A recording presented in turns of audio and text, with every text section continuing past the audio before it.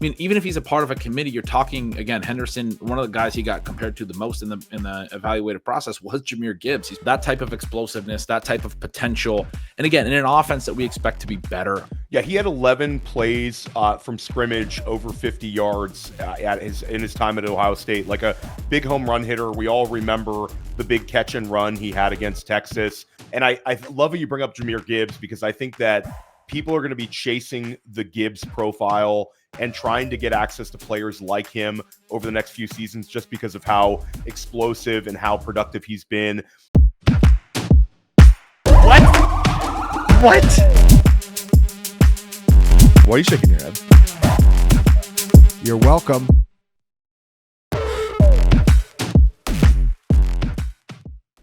Redraft ends, but Dynasty is life. I'm Theo Gremminger, and I'm joined today by Ben Gretch. We're going to talk about some players that the Dynasty marketplace might be underrating, or are they? Some players that are not quite into RB1, wide receiver one land, but players that we think could break through this season. We're also going to talk to Ben about some rookies. We didn't have a chance to talk in the pre-draft process with Ben here on Dynasty Life about his rookie evaluations. Now we not only know the landing spots, we know the draft capital, but we've already had some positive buzz for a number of these players coming out of OTAs. And we sort of see the context of how the best ball and redraft market is also valuing some of these elite rookies. So excited. We're going to unpack a lot here on Dynasty Life. Ben, how you doing today? Good. Thanks for having me on. Always a pleasure to chat with you. 100%. And we are in June. This is peak best ball season. We're starting to see a lot of ADP coming in from redraft. And then Dynasty, it's sort of startup season. So a lot of the players we're going to talk about today are interesting clicks in Dynasty startups, because none of these players we'll talk about are going to be cheap, but are they worth the price of admission? Are these players that are going to make huge impacts for you? Or are they players maybe the market is overrating a little bit? We're going to unpack a lot here. Let's start out with some rookie takes. The rookie that I'd like to talk to you about is RJ Harvey. And on the podcast you do with Sean Siegel, I know Sean has been very enthusiastic throughout the process about RJ Harvey, his potential impact in a Sean Payton offense. Where are you at on this one? We're starting to see him creep up. I saw him go in the 4th round of an FFPC main event. And in Dynasty startups, he's also starting to steam up into, I'd say, high-end RB2 land. And we're also seeing the trade market for him in Dynasty just through the roof. A lot of potential pivot trades where you're trading a veteran back in order to get RJ Harvey to sort of extend your window. So all three marketplaces are high on Harvey. Where are you at on him and his potential fantasy football impact? Well, I mean, I think he got probably the best landing spot, right? He got especially when you consider capital, and we knew the top 4 backs were going to get some real capital. Ginty and Omarion probably in the 1st round. We get both Judkins and TreVeyon, the Ohio State guys, going in the early 2nd. And then the rest of the class, it wasn't really clear who might come up into the 2nd round. The fact that Harvey went later into day 2, the fact that Harvey went into the 2nd round, in the late part of the 2nd round, Denver went and got him. Peyton really likes him. And Peyton's history with running back fantasy points is obviously really promising. And then the profile is really good. I mean, the stuff that matters for running backs, statistically, that we tend to look at, the missed tackles, force stuff, evasion rate stuff. He's very, very good at that stuff. He's got a really good receiving profile from his 3 years in college. He's not huge, but I mean, and there's some concern about maybe like pass blocking grades or things like that. But I think the draft capital stuff is exciting. And I think you're looking at him playing quite a bit. I wrote a piece over at my newsletter that talked about him. It was a month ago, though, and it was at a time when, in early May, I was kind of grappling with feeling like I was reaching on him, taking him in the late 1st.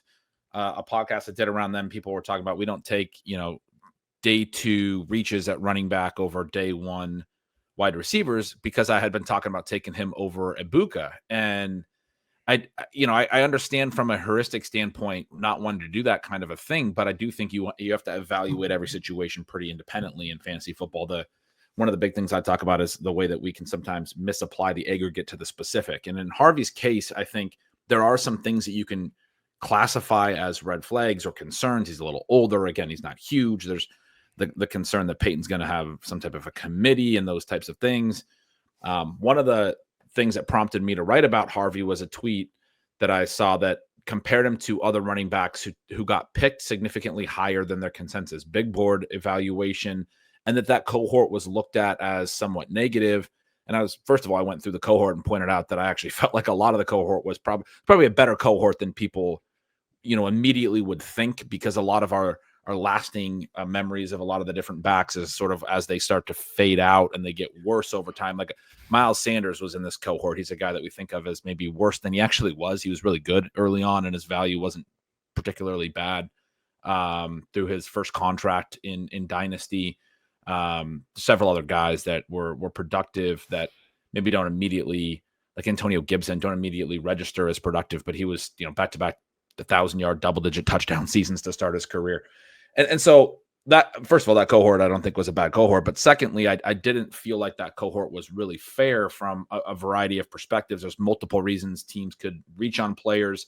In some cases, you have teams that are just not very good at evaluating talent or at seeing positional value. Like you had the bad Lions overdrafting Kerryon Johnson back in 2018 on this. And it's like, yeah, I mean, I'm not going to write off everything for the Lions, but it's a different type of pick than some of the other ones where maybe Sean Payton has seemed to be pretty good at disguising the guys that he's interested in. He did it with Bo Nix last year. He also did it with Pat Bryant, who felt like a reach, but maybe shouldn't have felt like a reach on day 2 at wide receiver this past year. So anyway, there's a lot of, unique elements to everyone, to every little data point, every little profile. But I came out of that breakdown and looking at that feeling like RJ Harvey is probably, or at the time was probably being unfairly knocked. Now I say all that was in May, and a month later, like you said, he's going in the 4th and mains. His value has really risen. I do think there's a limit to how enthusiastic I would get. I think he's going to play a ton. And a big part of what I was saying is I do think he's going to get a lot of work and a lot of opportunity to show that the peripherals and the skill set can translate to the NFL level. At the same time, I do think there will be some element of a committee for the Broncos. I do think we'll probably see some estimate, et cetera. But part of what I was writing about in this piece, though, is the reason the situation was so great was Javonte Williams was really bad last year, and they continued to play him through it, which I think also speaks poorly to what they saw from Estimate, what they saw from Jaleel McLaughlin. The fact that they went out and drafted a back in round 2 on day 2 is pretty significant. And there's been some comparisons drawn to when Peyton took Alvin Kamara into a little bit of a crowded backfield. That was the team that had brought in Adrian Peterson as well. But by like week 6, Kamara was playing so much that Peterson wasn't playing as much as he wanted. And I think they cut him in about week 6. He landed on the Cardinals the rest of that year. Kamara had a really good rookie season. Obviously not everything's going to pan out quite the same, but I do think that comparison is one that isn't too crazy. Maybe from a pure talent perspective, we don't know that Harvey's ceiling is going to be as high as Kamara's, but as far as the usage and the way that Peyton's going to view Harvey coming in, I mean, Harvey's going to play. He's going to play a lot, and I think he's got the profile and the peripherals to believe that he's going to be able to be good. I think Bo Nix is real. I think the Broncos are a good offense and a team that should be productive. Again, I have some minor concerns about the overall ceiling. Like even for Kamara, he didn't really consistently play like huge snap shares until like year 4, year 5. I mean, I think there was only a couple games in his first 3 years where he was over an 80% snap share. I remember, I think it was year 4, year 5. He started playing 80% almost every week. And it was like, oh, this is different. This is now Kamara is like playing a workhorse role. But for a long time, he was a really good fantasy scorer despite playing like 65% of the snaps because of a huge receiving profile, caught 80 plus balls. I don't know if Harvey's going to have all of that, but my point is it's kind of a thin path to tread there. But I do think Harvey's going to be really, really good. He's one that I bounce around the different kind of, you talked about thinking probabilistically in the range of outcomes. I bounce around a little bit. As he starts to get pricier, I do wonder about that really high ceiling, but I really like him. I think he's going to be very good. Yeah, I mean, you brought up Javonte Williams, who was incredibly inefficient, back-to-back years where Williams was sub 4 yards per carry. But if Harvey can just absorb the targets, then the pathway is pretty easy for him. Javonte was 5th in the NFL in running back targets last year with 70, had 52 catches last year. So I think the Audric Estime usage will be there, but Harvey is going to be the lead back in what could be a really good offense. They've got a very strong offensive line, took a big step forward last year. The Evan Engram acquisition, Pat Bryant, I think stylistically with his size and athleticism, that was a pretty empty wide receiver room besides Cortland Sutton last year. I think Pat Bryant and certainly Engram, if they're using him in some sort of a slot role, is going to help them a lot. So I'm with you on Harvey. Very interesting one. Quick question, Ben. You evaluate a lot of running backs throughout the years. Do you care at all that he's 24 years old? I think for dynasty managers, it's sort of a little wrinkle in the evaluation process where people don't usually see running backs this age being drafted on day 2. We talk about Tyrone Tracy. He was an older back, but of course, he was a day 3 player, not this premium draft pick you're going to have to use now. And he was the guy we were basically getting for free in a lot of rookie drafts, certainly in best ball and main events last year. Do you care at all about this? I do. I do think it's a concern, and I do care about it. Having said that, I do think this particular period of time is interesting as it relates to the COVID year. That's part of what impacted Tyrone Tracy, it being a little bit older. It's certainly something that impacted RJ Harvey, who was a freshman in 2020 and didn't really get a chance to play. And so, yeah, I mean, it's a little bit of a balance. I think you have to be aware of it, and I think you have to consider it, especially for Dynasty, in terms of how long the career path can actually be. Probably for me, he's somebody that I would be looking to realize some early career production and then potentially try to move the player before, after maybe even after year 1, but after year 1, year 2, where I see some value gain. Because I do think he will still be pretty tradable early in his career. I think even with older prospects, when they do hit, I think people don't pay attention to the age as much. They pay attention to the years a little bit.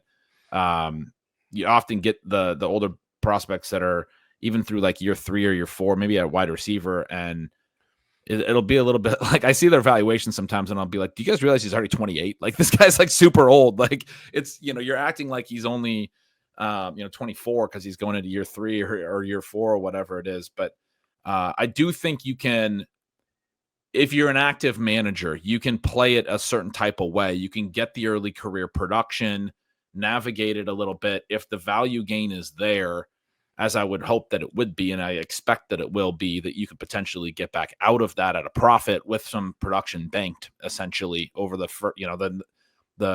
short to intermediate term. Well, really the short term. So yeah, I mean, that's tricky. If you're in a league that doesn't make a lot of trades, or it's tough to get back out of it, I do think that's something you should consider. And there's the element of the older prospects developing and it being a little bit of a tougher projection as far as, this is a small school guy. He's got really strong numbers, but he's a small school guy coming in older. If he doesn't translate right away, I'd be worried about his ability to play at the next level and translate at all. There could be an element of his numbers being so good because he was an older small school guy. So yeah, there's no certainty there, but the fact that Sean Payton liked this guy enough to take him in round 2 for me is a pretty overriding element. Yeah, and I'm sort of with you. I think that there's a lot of pressure on Harvey to perform, but I do think he will. And the way you're spending a rookie draft pick on him, it's not the sort of a elite premium pick you're having to use on like an Omari and Hampton, but you might get the same level of scoring in 2025 and 2026 out of Harvey. So he's really an exciting player in multiple formats. Ben, let everybody know about the work you're putting out, specifically at Stealing Signals. Yeah, Stealing Signals is just a Substack newsletter that I have, bengretch.substack.com. It's a premium newsletter, subscription-based. I've been doing it since 2020, since I left CBS, and it's been a fun project and successful, and I have really enjoyed the thing that I enjoyed in the early years of it was the feedback that I got multiple times and in different ways. It basically said, this seems to be the best fit for your writing style, because it's a kind of thing where I mean, certainly I could use an editor sometimes, but it's the kind of thing where I can just write about whatever I want, stream of consciousness off the top of my dome. Like it's, I'm sending out an email to a buddy, and that's the way that I kind of interact with my subscribers, and they seem to really appreciate that. And then in season, you get the Monday and Tuesday articles where I break down all the games, and that's where the Stealing Signals name comes in for anyone who's had a chance to check those articles out. Definitely a big process and something where I break down basically every player's value every week, all year long as I go through the different teams. So, that's my newsletter. Then I have the podcast with Sean Siegel that you mentioned, Stealing Bananas. Also want to give a shout out to that. Yeah, no, for sure. And definitely check out Stealing Signals. I believe you guys give out a free one, like a free look to take a look at it before you have to subscribe. It's very long form, but incredibly detail oriented. And I think a lot of listeners of Dynasty Life that enjoy things like deep stats, analytics will also enjoy sort of your write-ups. Talking about like green zone rushing attempts, like you go very deep in your evaluative process, and it's very, very strong. And also Ben's in some serious drafts, and you'll share some of your experience there, the ADP. So definitely get an edge there, and you get a free trial, I guess. And they can find that where, Ben? BenGretch.substack.com. Okay, there we go. Let's talk about TreVeyon Henderson. We talked about RJ Harvey. Let's talk about a player that was drafted earlier than him and expected to be there. Henderson was a guy that we thought had an opportunity to maybe sneak into the first round with Amarian Hampton and Ashton Genty. Instead, he falls to the second round and lands on a team that during the draft buildup, there weren't a whole lot of people projecting New England to take a running back in the early second round. But it's an exciting landing spot because of the available opportunities and the chance for him to be the focal point of the offense. The Josh McDaniel offense here, I think, can be beneficiary to him. I think he'll have an opportunity to draw targets, and he has a home run hitting ability as a runner with a mobile quarterback next to him in Drake Maye. So there's a lot of things to like fantasy football-wise with both the landing spot and certainly the profile for the player. There are also some question marks about, is New England's offensive line going to be improved enough to produce an offense that can deliver fantasy football scores that help us this year? Where are you at on Henderson? Is he a guy you're looking to get some exposure to, and certainly best ball and in redraft, and your enthusiasm for him as a prospect in Dynasty? Yeah, my enthusiasm for him is incredibly high. I mentioned the RJ Harvey sort of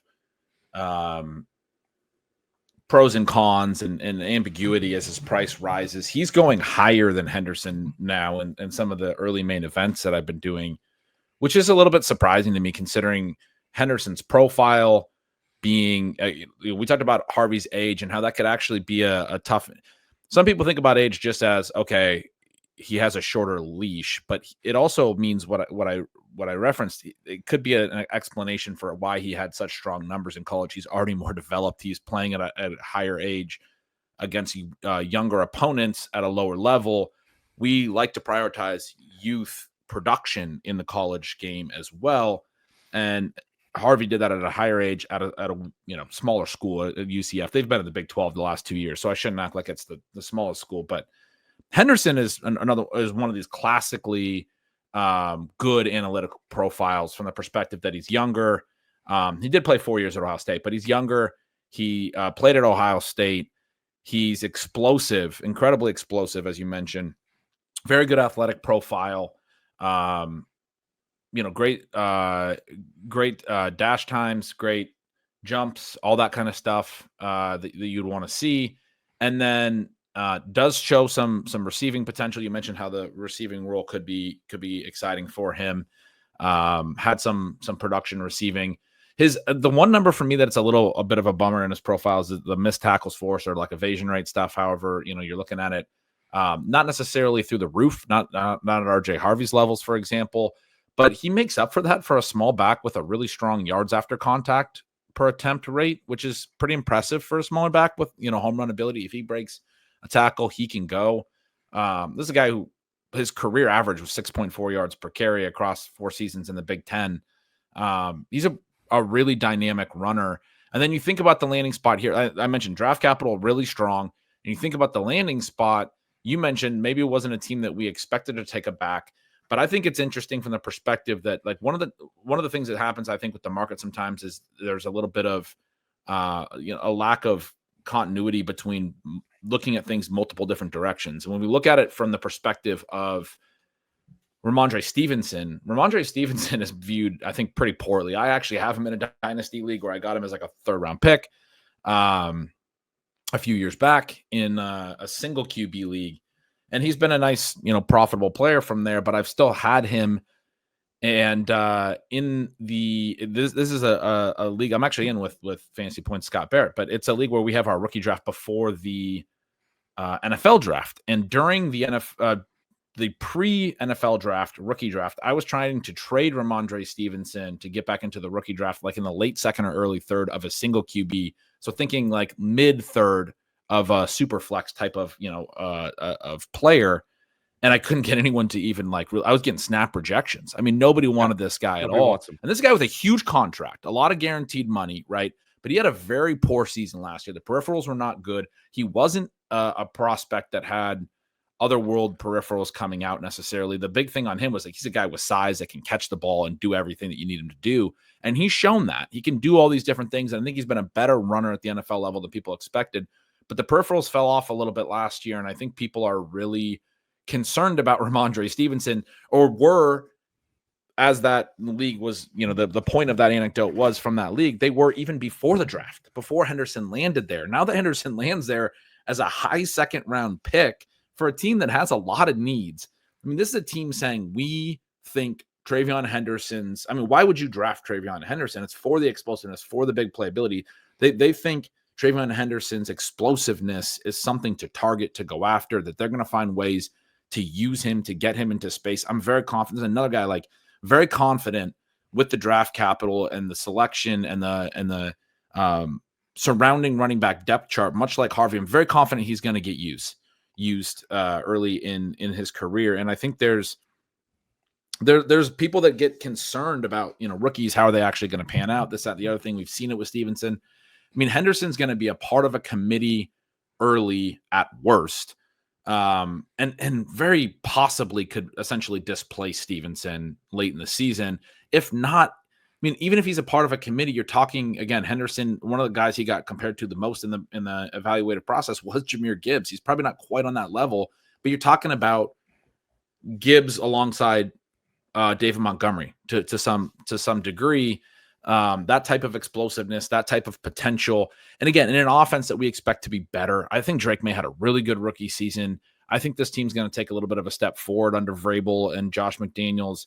I think you have to be really, really excited about Henderson. And the fact that a guy like Harvey is screaming up so much that he's going ahead of him now in, the early main events in redraft, I think is frankly a little bit silly, but also is an indication that Henderson's probably more gettable right now. The hype isn't really as much there. The Patriots as a team don't seem as exciting or what have you. Obviously in Dynasty, Henderson's a little bit pricier, and you do have to pay middle of the 1st round prices typically, but you can get him cheaper than like Omari and Hampton. In one league, I traded back from the 102 to the 104 and took Henderson. Hampton went 102. I took Henderson at the 104. And I'm very pleased with that. To net some future pick value to move back and get Henderson. I think those two guys should basically be valued similarly going forward. Henderson's a tremendous prospect, somebody that I think is very interesting in this class for sure.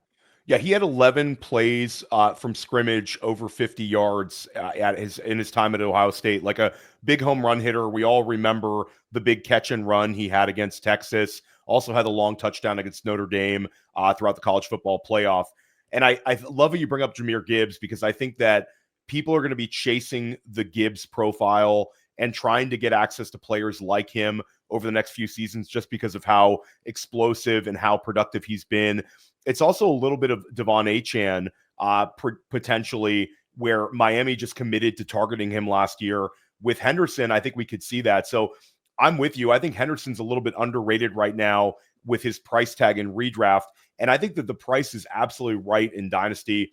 I've pushed him way up in our Dynasty rankings over at Fantasy Points. and I'm super bullish on him. And I think when you just look at the other skill position players in New England, they're going to have to really feature Henderson if this offense does take that step forward, like you think under Vrabel. Stephon Diggs is probably their best wide receiver.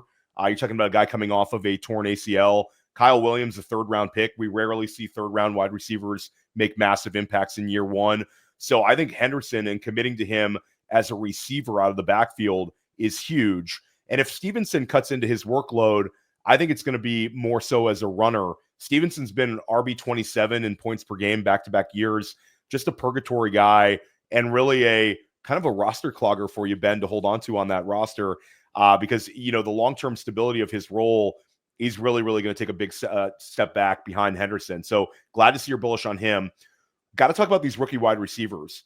We've seen now rookie wide receivers continuing to hit, especially early on. Last year, we saw 2 top 6 scorers in PPR, Brian Thomas Jr. and Malik Neighbors. Lad McConkey also scored 15 points per game. And this has been reflective of a recent trend. Puka Nacua was a top 6 scorer. Justin Jefferson, a top 6 scorer. Jamar Chase, a top 6 scorer.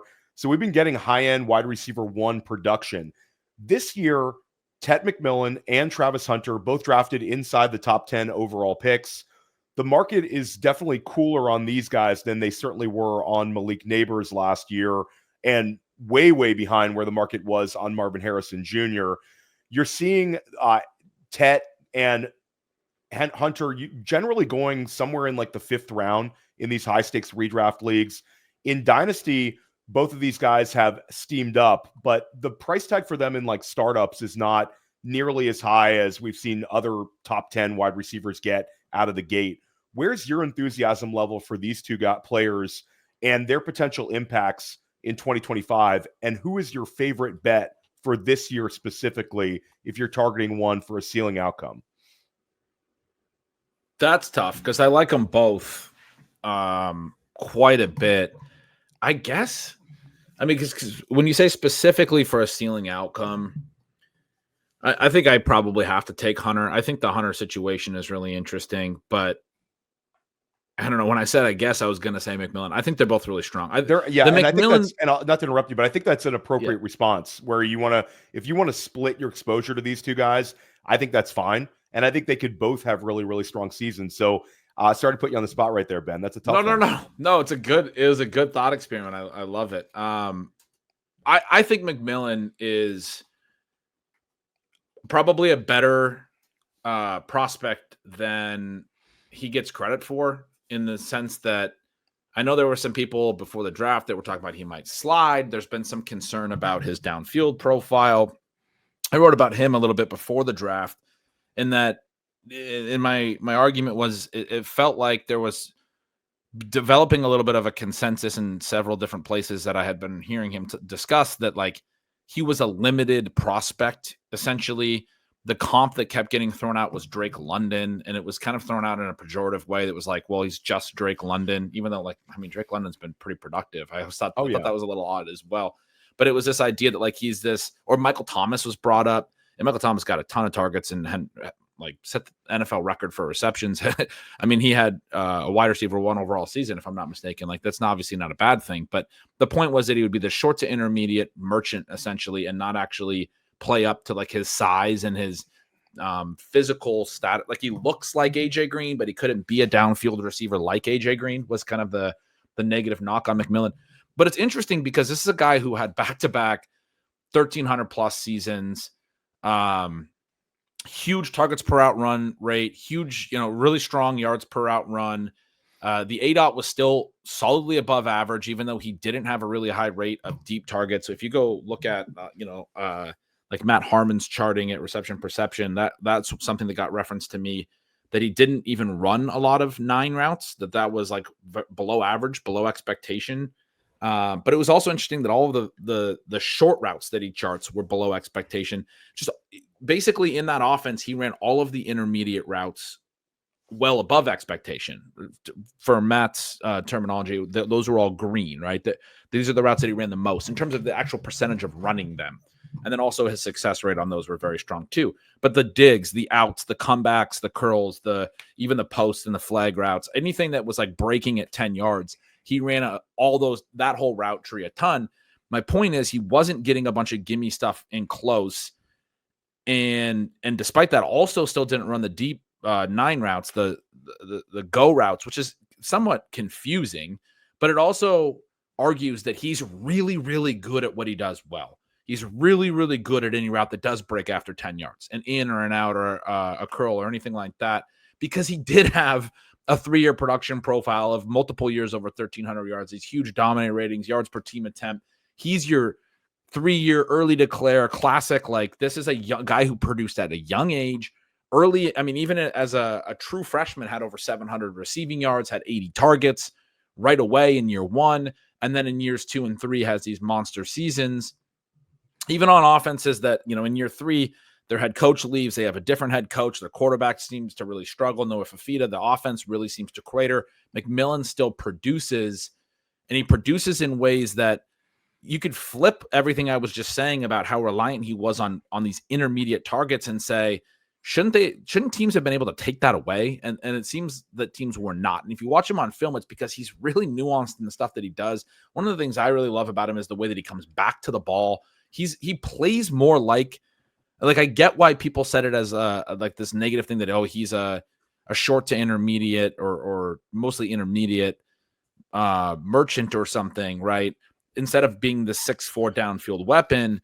I feel like the reason people were saying that is because he is more nuanced in that range than most 6'4" tall, skinny players are. He's very good at finding space. And like I said, like, he'll be running a dig across the middle and he will flatten his route or even bend it back toward the quarterback to avoid, somebody sitting in a zone in the middle there and come back to the ball essentially on the run, catch it smoothly, and also add yak. And his movement ability and his ability to catch and run is really, really impressive in the intermediate.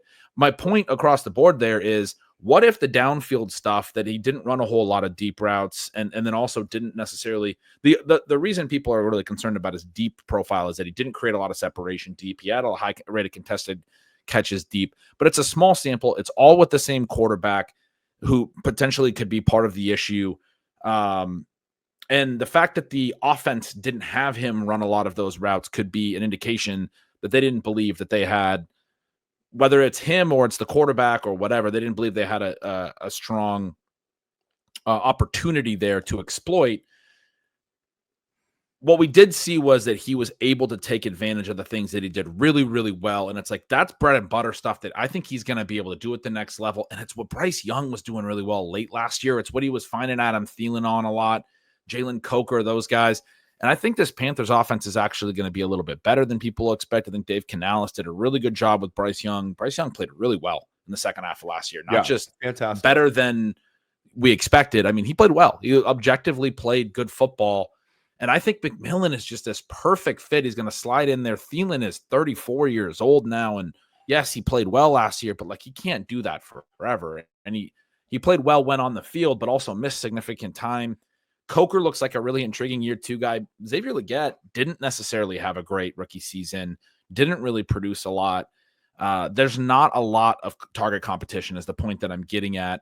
I don't think there's anything that can prevent a guy who you go out and take in the top 10 from coming out and getting 120 targets as a rookie, running all of those intermediate routes, running all of those routes that Bryce Young likes to throw into ranges that McMillan is very successful at. And then what if basically McMillan is able to hit on some deep stuff? Suddenly you are talking about a really strong overall profile. And I don't know, the main point I'm driving home on the intermediate stuff is it's not, some of the concern we have with some prospects is that a lot of the underneath stuff is kind of manufactured, it's gimmicky, etc. McMillan did not have that. He went downfield and won routes just in the intermediate, not deep. But this is a guy that has skill running routes and getting open and earning volume and producing that I think is going to be very prevalent at the next level. I think that's going to translate. I think it does when you see that as consistently as we saw it in his profile at a young age, like we did. Hunter, another guy, I mean, I barely spent any time talking about him, but pretty young or very young and very successful. Obviously, there's the two-way thing. There's the how much is he going to play cornerback? He played more cornerback than receiver in college, but he ran a ton of routes last year, ran over 500 routes. It's not like he wasn't playing receiver. He had he won the Biletnikoff last year. I mean, over McMillan while playing defense. This is a guy who I think is incredibly physically gifted. I think people are downplaying his ability to potentially play on both sides of the ball because they don't want to believe it. Some of this has gone away since the draft where the Jaguars have said he's going to be a wide receiver first, because that's, I mean, the position that is really, frankly, is more impactful. It's the position that from Hunter's perspective, you get bigger contracts. You're more likely to make more money and have a longer career. The peak at cornerback is, notoriously shallow for a lot of players. They'll get to the top of their game and they'll only stay there for a year or two. Obviously, wide receivers can have decade-long careers and be very productive for a long time. I think Hunter's going to play a little bit both ways over time, but it looks like he's certainly going to start at wide receiver, and I think he's going to have a tremendous amount of upside in a Liam Cohen offense. Brian Thomas Jr. is going significantly higher than Hunter, and I think that's fascinating. He had a great rookie year, but Hunter is objectively a better prospect who had more draft capital. The Jags paid a lot to trade up to draft this guy, and I'm thinking like 3 years down the road, just looking at their profiles, right now they're being drafted like Brian Thomas is the Jamar Chase and Travis Hunter is the T. Higgins. 3 years down the road, I think you'd have to argue the opposite. Travis Hunter was drafted second overall, in part because he can play both ways.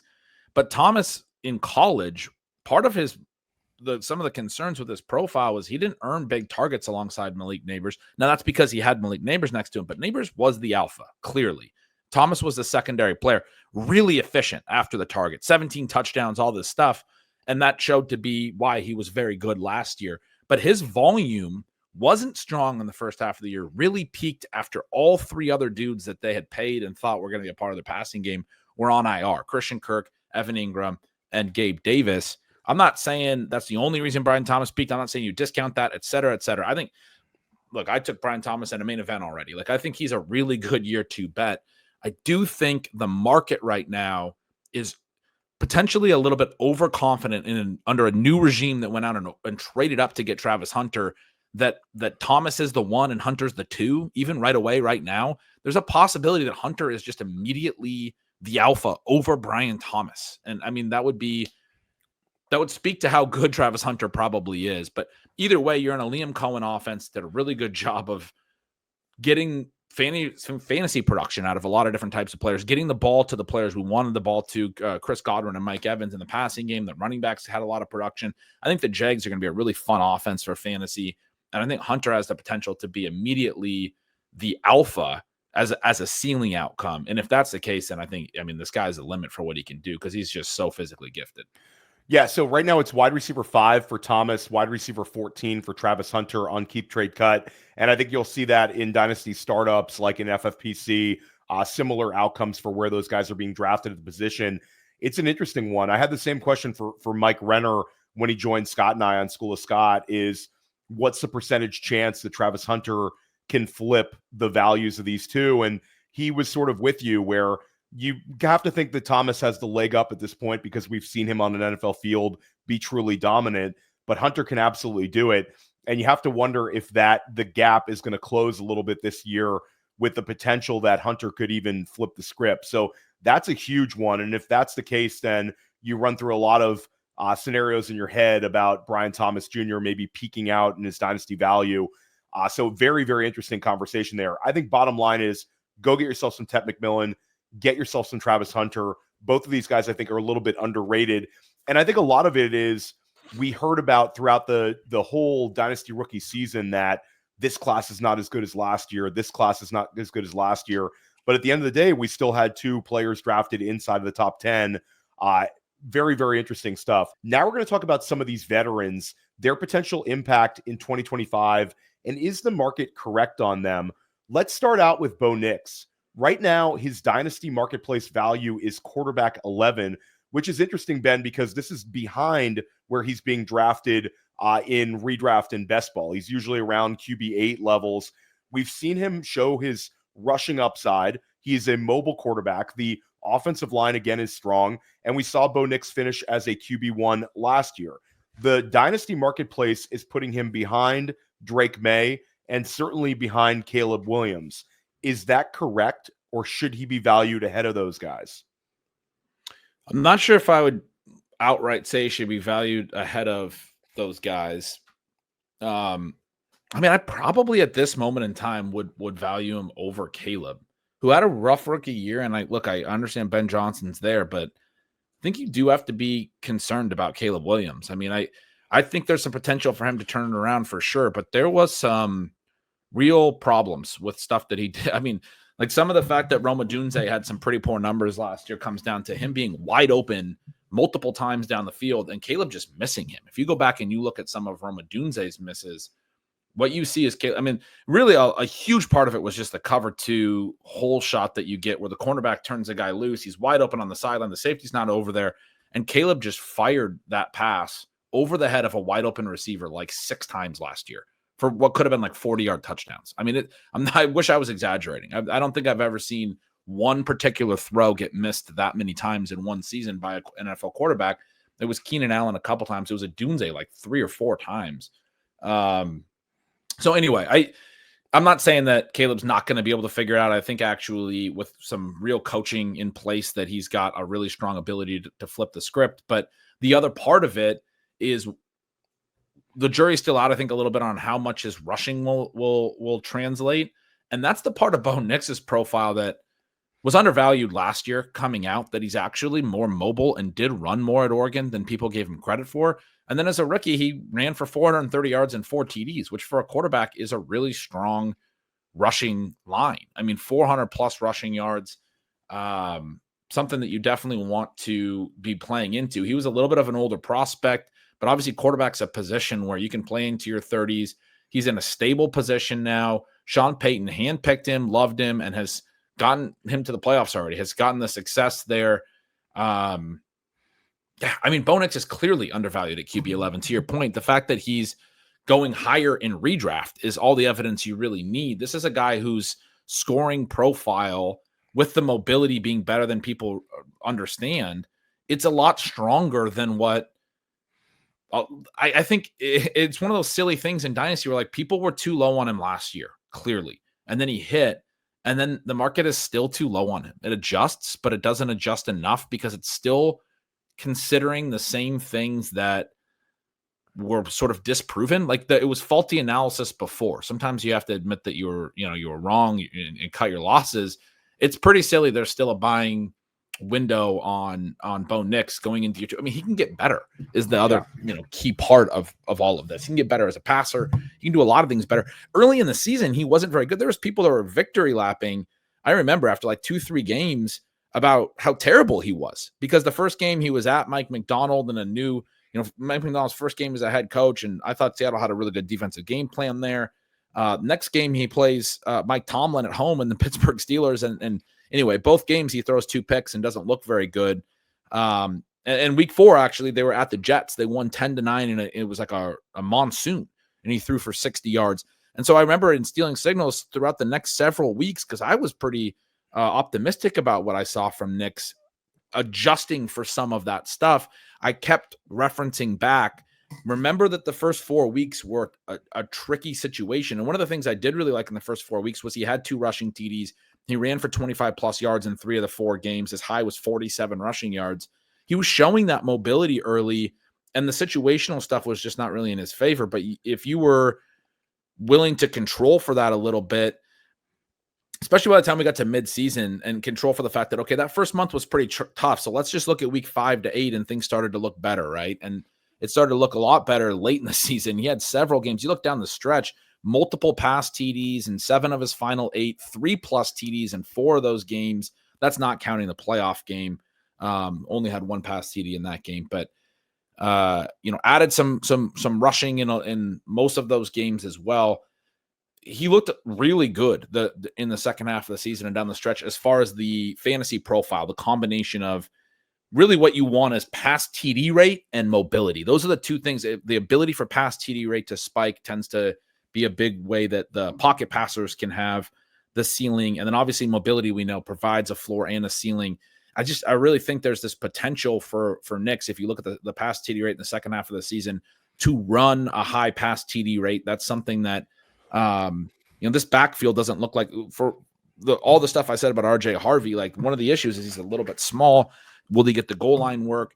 And just the way Sean Payton play calls, he likes to do a lot of like play action and stuff like that in close and do the little like sprint out short throws to like his third tight end for a pass TD. He did that stuff in New Orleans for years and years and years.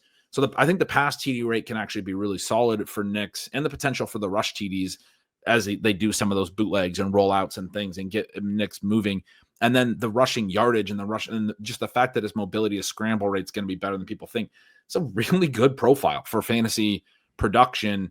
The reason I say, so that's why the other reason I would be a little bit ahead of Caleb, the reason I don't mention Drake Maye is Maye's got the same profile. He's got the same ability to spike past TD rates and mobility. And I think Maye looked really good last year. And I think it's just a better overall prospect. That's why he went higher in the draft.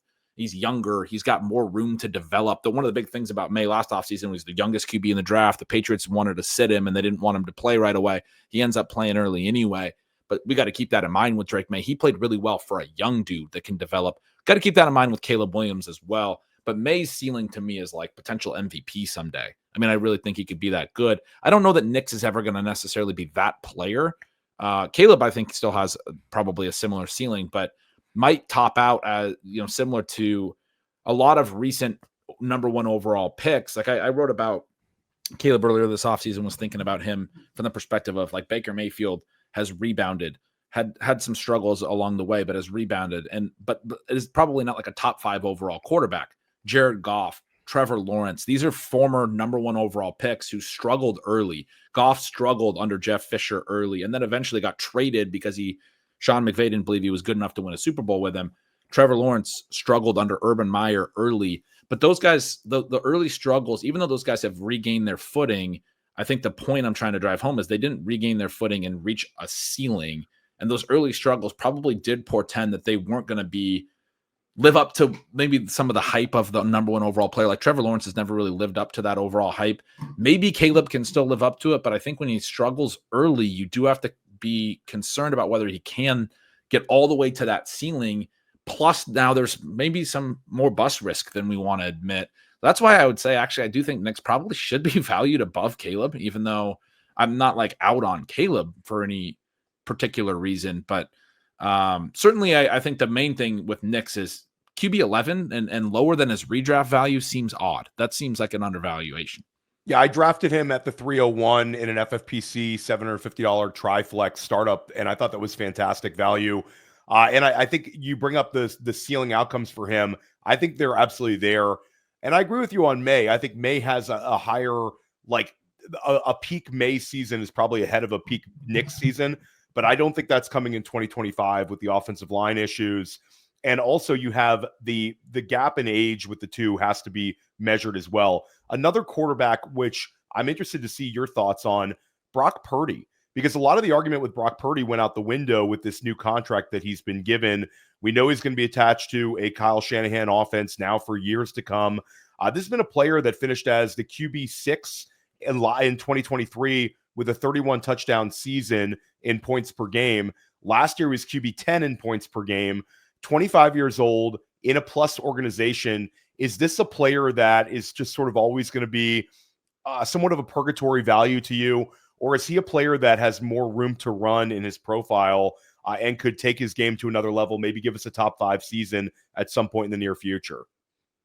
Yeah, he's an interesting one. I think the mobility argument works for him too, but probably not to the same degree. Just looking at it here, Knicks had 25.3 rushing yards per game in his first season. Purdy last year was a career high 21.5, which was a bit lower.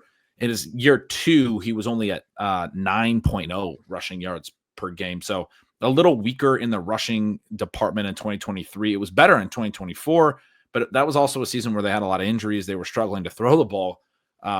As you mentioned, he still finished pretty well, or he finished better in 2023 when he had the touchdowns. But the TD rate was not as strong in 2024. I mean, to me, I do think they're going to rebound. I think the Niners are going to be better. I still think their weapons are very strong. I mean, one of the reasons I'm not super high on Ricky Pearsall right now is first of all, his rookie year production wasn't very good. His targets per out run was terrible. He didn't actually earn a lot of volume. He ran a lot of routes. I don't think people realize. mean, yeah, and he missed time with a gunshot wound, and it's, you got to be and development time, and I think you got to be aware of that. But his prospect profile wasn't necessarily amazing. When he came back, he had a couple games where he actually got some production, and they seemed to be force feeding some stuff for him. And then he had a long stretch, like 4 games, where he was running a ton of routes and earning basically no volume at all. And then at the very end of the season, when their season was lost, he had a couple more where it felt like when you watch the games, they were kind of force feeding him work again. That was in comparison to a situation where there was not a lot of target competition, and you had Jawan Jennings breaking out and having like double the number of targets per out run. I think he was at 26%. Pearsall was down at like 14%. But I think Jennings' breakout is really intriguing for Purdy. You're going to get Ayuk back at some point. You still have Kittle. And then you have to expect that you're going to get Christian McCaffrey playing more this year than last year, just because he barely played last year. How healthy he can be and how much he can stay on the field, I don't know. But certainly in the range of outcomes, the vast majority of them are that he plays more simply because he barely played last year at all. And if you have Christian McCaffrey on the field, that is helpful. That's helpful for your pass TD rate. That's helpful, down in the red zone, that you have a back that is such a good receiver as well. Big reason why in 2023 he had more passing TDs, certainly. So yeah, but to answer your question, I do think he's kind of one of those purgatory guys, because the rushing to me probably isn't as strong as Bo Nix.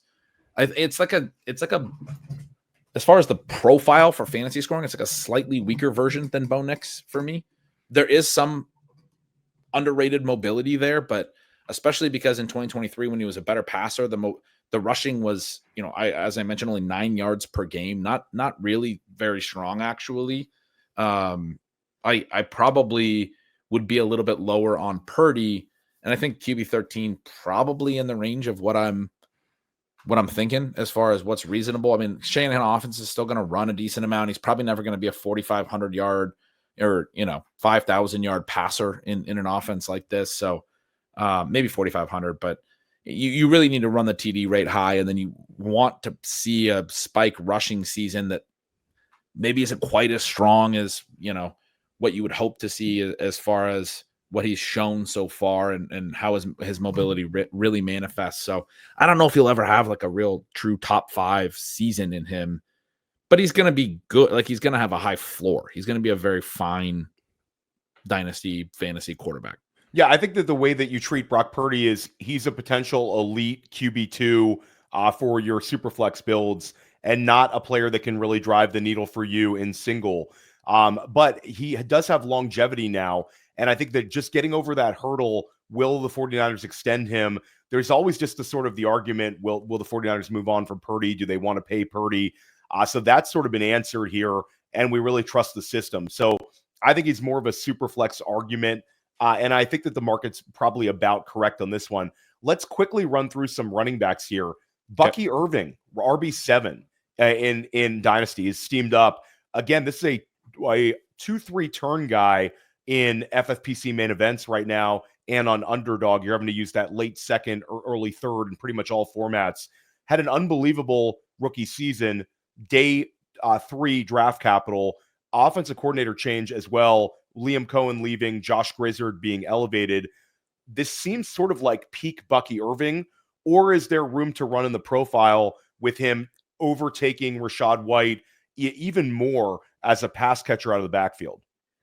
I think this is probably peak Bucky Irving, and that comes from a guy that I had, I think, 37% Bucky Irving in Underdog last year, which was 6 percentage points higher than any other player. I don't think I know that. It was my next highest guy was 31%, and I had a tweet at one point that just said, "When in doubt, draft Bucky Irving," that people kept referencing to me, because I didn't tweet that about any other player, and I haven't had a tweet like that in, I think, a few years. But I thought Bucky Irving was one of the best plays in all of fantasy last year, and the guy that I think was the most associated with me as an analyst in 2024, in part because I was pretty low on Rachaad White, which I was frankly wrong on, because White scored a lot of points too. But Irving is really, really good, and yet there are limitations to his profile. He had some long runs that he didn't actually finish in the end zone because he's not actually that great in terms of the long speed. He's very elusive. He's going to get into space. He's going to pick up yards. I do think there are some concerns without Liam Cohen that the overall running back points were so high last year. I like to look at the stat, high value touches. Their team high value touches were top in the league, very, very high. And the fact that they were able to produce so much running back value for everyone was very positive for Bucky, but that he's not an elite athlete, and that he still probably will share this backfield a little bit, and the overall backfield running back scoring might come down some. I think it's tough for him at RB7 pricing. So yeah, I mean, I love him, but I'm kind of out on his price. I'm kind of across the board right now. Yeah, I'm in on him in managed in redraft more so than dynasty. I think in dynasty, taking on additional Bucky Irving at this price tag, you're certainly paying for a ceiling, and you're also paying for a price that he might never reach. He might never end up being sort of the RB7. And I moved TreVeyon Henderson ahead of him in our dynasty rankings, and I like that. I think like Henderson's a much better bet. Athletically, it's not even close, and that trade is available to you in multiple dynasty formats right now. Let's stay at the running back position. You talk about players who hit big last year, and there was certainly no better ADP win. Well, besides Saquon Barkley, early second round, there was no bigger ADP win in redraft than Chase Brown. Chase Brown was a guy that benefited from the ambiguity of the Cincinnati backfield, and drafters were able to get him at a huge discount. Down the stretch, unbelievable usage. Right now, he's right in at about running back 13 on Keep Trade Cut, which is not reflective to the price tag I'm seeing in places like the FFPC. I think Chase Brown's attainable. How much do you view him as a longer-term asset, or is he just simply a good bet for 2025? And do you have fears of regression in terms of usage? I'm not that concerned about the regression. I think Taj Brooks is an interesting play as well, but it seems like Zach Moss is probably done. I mean, as sad as that is, but he had a pretty significant injury. They restructured his contract to give him a little bit more guaranteed this offseason.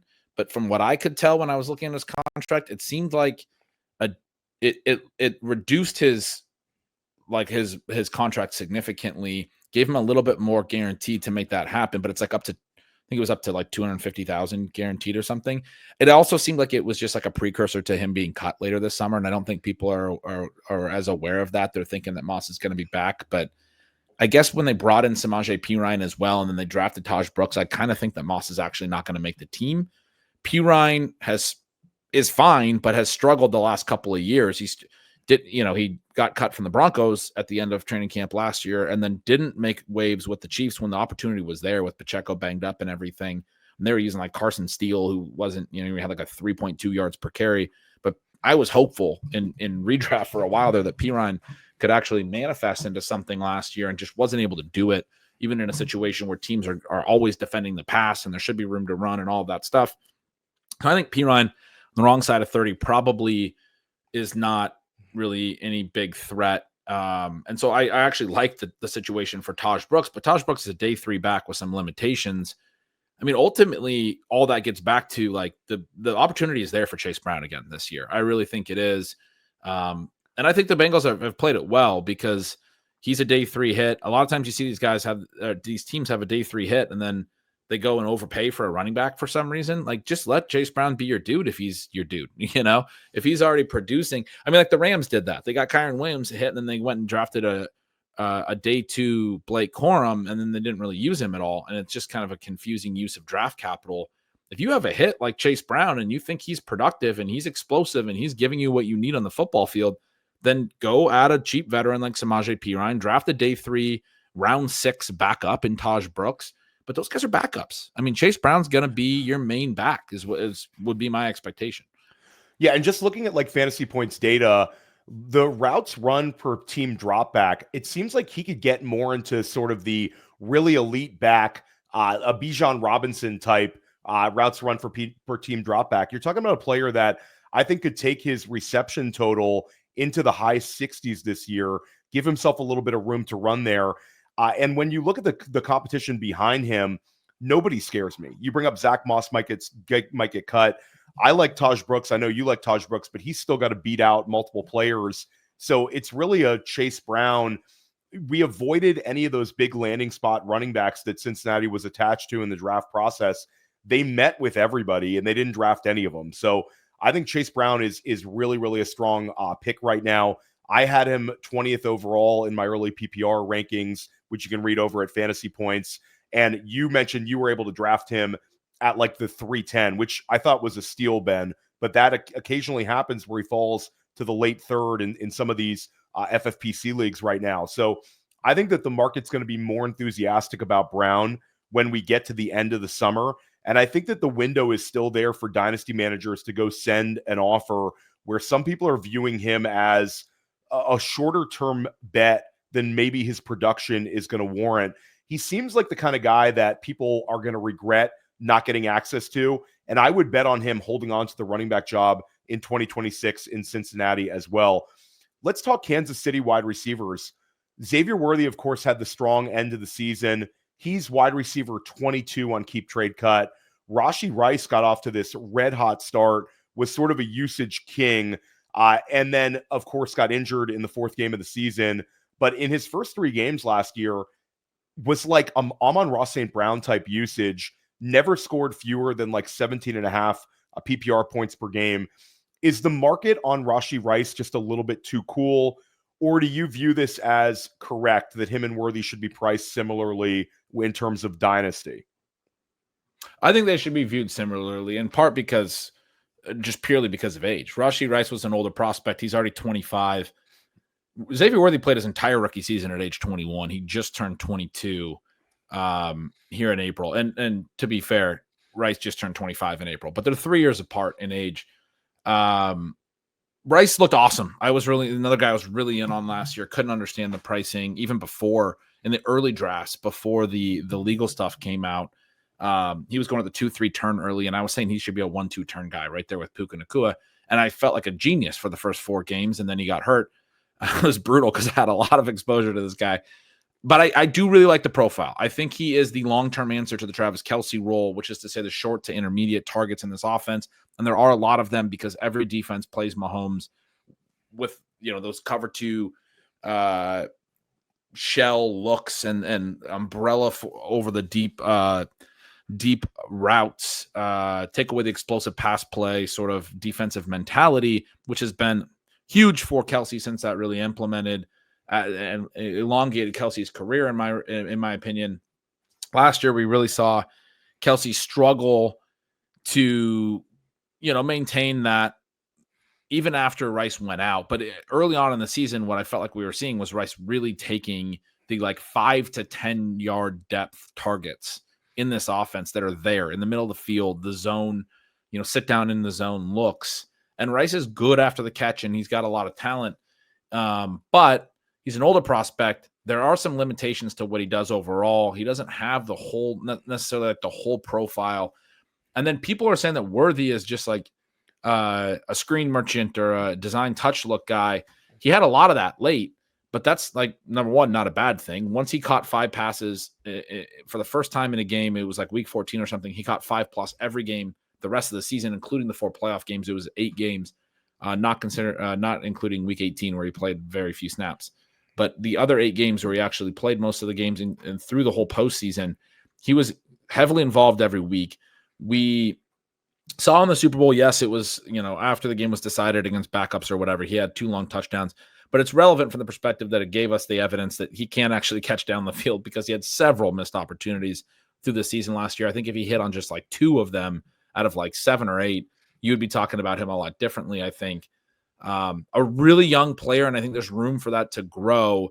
And I don't think he can't do that down the field is sort of the point. So if he's going to get design touches plus deep stuff, it's a little bit more of a bimodal sort of target distribution near the line of scrimmage or way downfield, whereas Rice to me is in between that, where all his targets come. I don't think these guys overlap that much is my point as far as how they're used in their target distribution. And I think they can both win, but especially with Worthy being a younger player, I still think he has a lot of ceiling, a lot of growth opportunity. And I do think Rice, as good as he is, it's not the same situation going into this year that it was last year. And that's sort of the point that I would drive home. He is coming off an injury now. There is a little bit more competition because Worthy showed he can do some stuff in the short area of the field. The way that their offense will look maybe won't be exactly the same. I loved seeing him take over that Travis Kelce role. I do think it's going to be there for him, but I think there's more risk with Rice in 2025 than there was in 2024. So I think these guys should be I think Worthy should actually be priced higher, frankly, but I think they should be very close. Yeah, it's a very interesting one. I have them pretty much neck and neck on the dynasty rankings, and I'm certainly higher on Xavier Worthy than a lot of people I podcast with for 2025 outcome. I've gone to kind of bad. I'm happy to have a guest that's kind of making a pro-Worthy argument, so I don't really have to here. But it's sort of, when we look at Worthy, people will point to the fact that Rice wasn't there. They're going to point to the fact that it was garbage time production. But in 5 of the last 7 games, including the playoffs, he scored 19 points or more.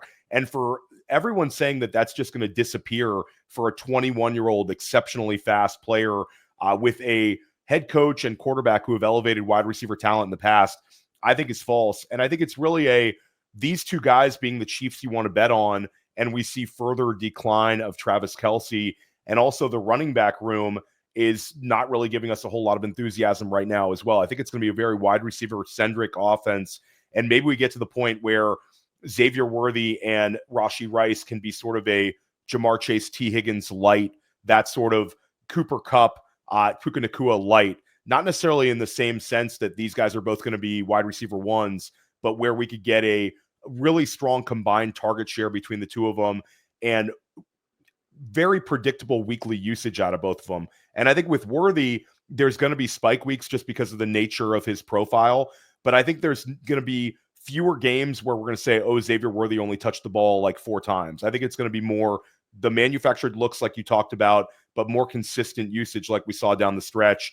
And Rashee Rice, I think, is really fine where he's going as well. So with you there, I think if anything, the fact that they're both being sort of pushed into one another in the dynasty price tags creates buying opportunities for us as dynasty managers. Let's talk about Sam LaPorta briefly. Sam LaPorta was a guy that finished as a tight end 1 2 seasons ago, and he's been completely leaped by Brock Bowers, understandably slow, and also Trey McBride. Now he's got pressure behind him from this class of rookie tight ends like Colston Loveland, Tyler Warren.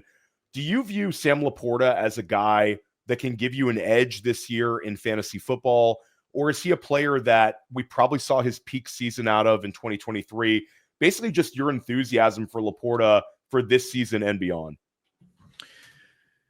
It's probably a lukewarm take for me. I mean, he was a young prospect, a good prospect. He had a great rookie season, and then there was concerns with the usage in year 2 in an offense that got a Jameson Williams breakout and has Amon-Ra and has Jahmyr Gibbs, and he was the one who took the back seat, as we often see with tight ends, right? Like they end up blocking a little bit more or whatever. That's not their necessarily the receiving stuff is not necessarily their primary objective. I mean, George Kittle is probably the best tight end in the NFL, and there's been seasons of his career where the volume just has not been there because they've had enough other healthy weapons. It's kind of frustrating the way that that's happened with him. Last year, obviously, with all the injuries, he ends up having a phenomenal season. And he's a guy that, I mean, last year it was interesting because LaPorta was going way higher in redraft than Kittle, and I was calling Kittle a discount version of LaPorta from the same perspective that both these guys looked like they had a lot of talented players around them and kind of crowded offenses, like 5 good players that are going to command some volume. And it's like you might need a little bit of teammate injury luck to really see the ceiling. It happened for Kittle. It didn't happen for LaPorta. I don't think it can't go the other way in the future, so to speak, for LaPorta, especially, because that's who you're asking about.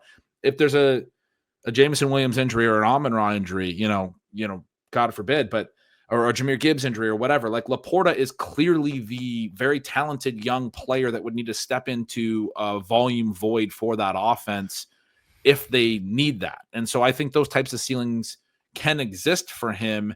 I just have some concern about whether they will consistently if they stay healthy and all of that type of stuff. And there might even be a little bit of regression with the Lions offense without Ben Johnson. They have some holes on the interior O-line now that, Frank Ragnow just retired. We have they lost a guard this offseason as well. So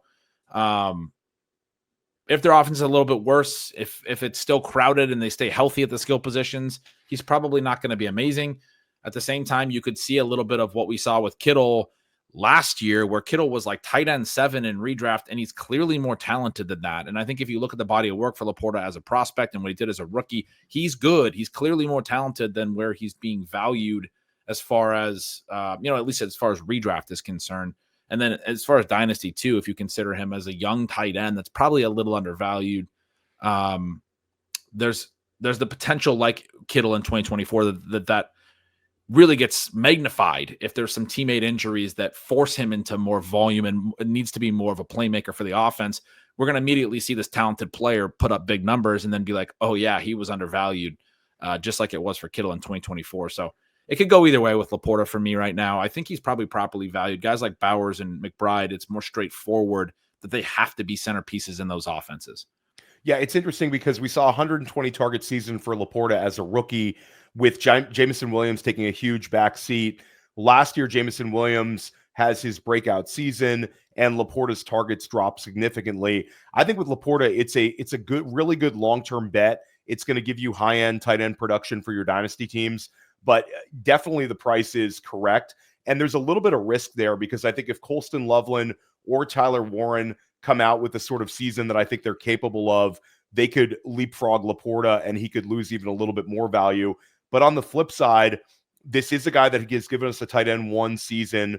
Bottom line, I sort of agree with you. I think he's about properly priced. There's a little bit of risk there, but he's certainly a talented player. Last question before we get you out of here. Ladd McConkey enthusiasm heading into 2025. Everyone is in on a McConkey smash season. It's hard to find anybody sort of poking holes here. You had the underdog guys, Josh Norris and Hayden Winks, saying that he was more impressive than Neighbors and BTJ last year. I mean, everybody's throwing out positivity for McConkey. Where is Ben Gretch at on this one? I saw that. I love those guys. I think saying McConkey was better than Neighbors last year. So yeah, I'm not there. Too far for me. But I agree with you. McConkey was very good, and I think it's directionally accurate to say that McConkey was better than people understand. I think he's going to be very good long term. I think you got a little bit of concern about Greg Roman offense and Jim Harbaugh, and they're going to they drafted a first round running back, and they also signed Najee Harris, and they're going to be better, and they're going to be in run situations, and they're going to run the ball as a result. Having said that, I think Ladd McConkey's their clear number one when they do throw. He's a great fit on the play action kind of routes that then develop off those run game. It's more of a traditional, like old school run to set up the pass offense, and McConkey thrives on what he'll get in those deep, over routes and catch and run situations. We saw him, smash on a couple of those plays in their playoff game against Houston, where he had just a monster game, long touchdown on a catch and run situation. I think he's a stud. I think he's a total stud. And I don't think you want to be low on him, but I also do think he's a step down from what I can expect from Neighbors and Brian Thomas going forward. Very, very understandable. Ben, let me know once again where they could find your work. Yeah, bengretch.substack.com, Stealing Signals newsletter. Just writing about whatever comes to mind. Yeah, make sure you check out Ben's work and stick with us here at Dynasty Life. We're going to be dropping shows like this every single week. We're going to help you crush your Dynasty leagues this season.